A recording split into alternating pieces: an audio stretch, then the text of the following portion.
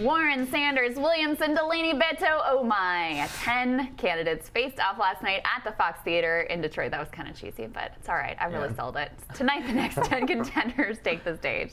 So Team Rising is here for a discussion on all things debates. Andrew Feldman, Democratic strategist, and Lauren Claffey is a Republican strategist, previously worked as Deputy Assistant Secretary of Public Affairs at DHS. Welcome to you both. Good morning. Great to see you guys. Well, we Not had sure what we're going to talk about. quite a fiery debate last night. Okay, all right. So let's start, I think, with what? Healthcare. Healthcare was the big dividing line on the debate. Andrew, I know you have some thoughts on John Delaney's strategy here. He was the focal point of the first half of the Democratic debate as the main foil / contrast to Bernie Sanders and Elizabeth Warren. What did you make of his performance?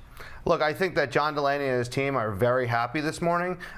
Now, millions of people actually are asking themselves, who is John Delaney? Right. They increased a lot of Twitter followers last night, et cetera, et cetera. At one point, a lot of time. and they gave him a lot of time. Free media, that's worth it was millions. yeah, it was, and he spent millions of dollars on television advertising, and this was probably worth more than all of that. I think what he's trying to do is make the argument that there's going to be a moderate left at the end of this. Yeah. One or two moderates, and he's going to be one of them. My challenge with the way John performed last night is that he really got into the weeds, and he's a policy guy at heart, and he really studies these things. The challenge is a lot of what he's saying, I think, went over viewers' heads and wasn't exactly, the star. We have a little bit of the exchange. Let's take a listen to some of the debate on healthcare. Don't know that, Second Bernie. of all, We'll come to you in a second, I do know it. Congressman. I wrote the damn bill. This notion that you're going to take private insurance away from 180 million Americans, you might as well FedEx the election to Donald Trump. We are the Democrats. We are not about trying to take away health care from anyone. I'm the only one on the stage who actually has experience in the healthcare business, and with all due respect, I don't think my colleagues understand the business. Option, not a which is business. great. Lauren, putting aside how you actually feel about what the right solution for healthcare is, a lot of people felt that Bernie and Warren won that exchange on healthcare in particular and won the night. From a Republican perspective, is that what you saw as well, or did you see something different? Oh, I definitely think Bernie and Warren had a very strong night, and especially the way that they teamed up together to kind of dodge and deflect and defend each other was also very interesting. It was very apparent that they were going after the same base, and that they've probably discussed this before on how they were going to approach some of their campaign strategy. But from a healthcare debate, I agree. I think it went over a lot of voters' heads.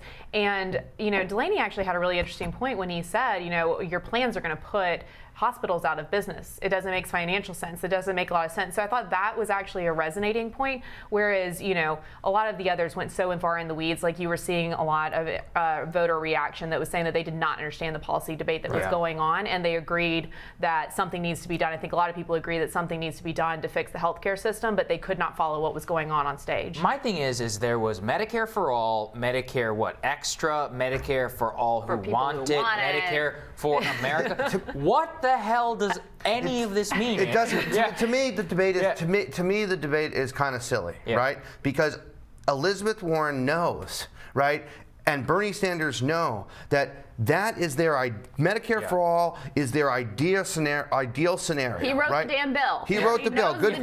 Good for him. Yeah. But the reality is, it's their ideal scenario. At the end of the day, and Warren talked a bit about this on CNN last night, is she's going to bring people into the room for a negotiation. This is going to move. So whatever you say, Kamala Harris says, oh, we're going to call it Medicare for all, and you're going to still be able to stay on your work plan if you like it or whatever. Public option this, public option that. The reality is it's going to move into whatever negotiation. So this is kind of silly. I do agree with Pete Buttigieg though, and I think his point in this debate, no matter whatever plan the nominee moves forward with in the summer of next year, we're called socialist, right? So we might as well move forward with a plan that people freaking understand. That people, correct. Which is what is so good about Medicare for all. I mean, look, for me as a progressive, as someone who absolutely supports Medicare for all, the Bernie Sanders version, to me the litmus test is twofold. Number one, are you for everyone having health care or are you not? And that's, to me, front and center. And number two, are you willing to be so radical as to actually change the healthcare system root and branch? Like you see with Kamala Harris's plan, she wants to kind of keep insurers in the game. To me, it seems like she's not willing to challenge the entrenched interest of the healthcare industry in the way that Sanders and Warren are. I do get. Oh, sorry. Yeah. Lauren, go ahead. I mean, I would agree with that. And Warren had a great line where she was like, we need to have a revolution here and everything. And I thought that was a great line there. But the reality is, a lot of the people on the stage remember the Obamacare debate, the Affordable Care Act, when we were trying to get that passed. And that was not when Obama was. I was on the other side of that. We remember what your team was doing, Lauren. Yeah, I remember that very well. I remember those Christmas in the Senate. Oh, yes. But that was so difficult. And, Hillary Clinton also, when she was, First Lady, and Bill Clinton, they tried to get it passed. And, the Democrats have been trying to move towards universal health care for a very long time.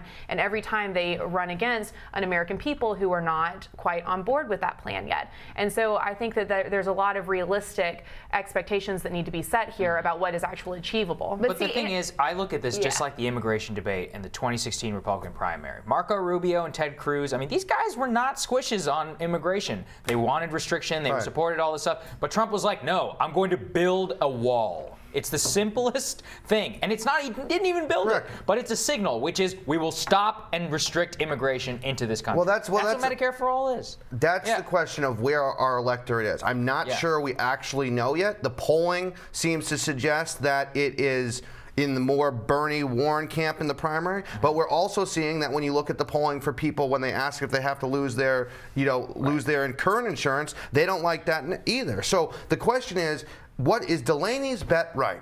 Delaney's bet in the polling is that there are more moderates out there that are going to vote in this primary than we know about, and he's going to get their votes. I'm not sure that's the right bet, but he's also polling at 1%. Correct, so it doesn't but he seem only like needs that bet is playing out. he only needs 4 polls at 2%. In addition to all those donors, I'm not sure exactly how he is going. Right, but he still needs to hit 130 to make. That's a lot of donors. There's a lot of donors to make that next debate.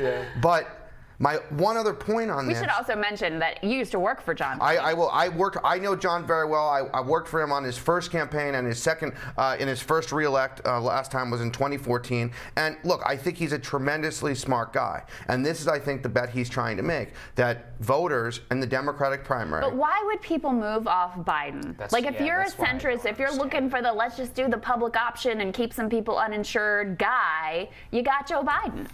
Oh gosh, but Joe Biden has that record. That everybody keeps hitting and hitting and hitting. He becomes more and more unpalatable with every debate. And we have the night 2 telegraphing that Kristen Gillibrand's about to start hitting him on his issues with women and his record against the child care tax credit. To be honest with you, I think Biden's sitting in. I'm watching that debate. And I'm feeling, I was talking to some folks, in other camps last night, and I'm feeling like Biden's in a pretty good position. I feel like there's a lot, you can knock him down, but it takes a lot to knock him out and get to the point where you are now taking more votes than he is. And I think that takes a lot. I think you're right. And that was the main thing about the contrast in last night's debate, which was there was all these centrist attacks on Elizabeth Warren, on Bernie Sanders, but all of that is not going to go to John Delaney. The natural siphon for those votes is a Joe Biden. So I actually think you're right, which is Joe Biden really kind of elevates in this debate. This next one, what we're going to talk about later in tomorrow or tonight, is something where we're going to see the same type of contrast. And I said this earlier, I think, Lauren, that Bernie Sanders has already won the Democratic nomination, even if he doesn't get the Democratic nomination. Because the entire debate is around whether you agree with Bernie or not. He's really set the standard. Yeah, well, I think he's set the standard for the progressive wing.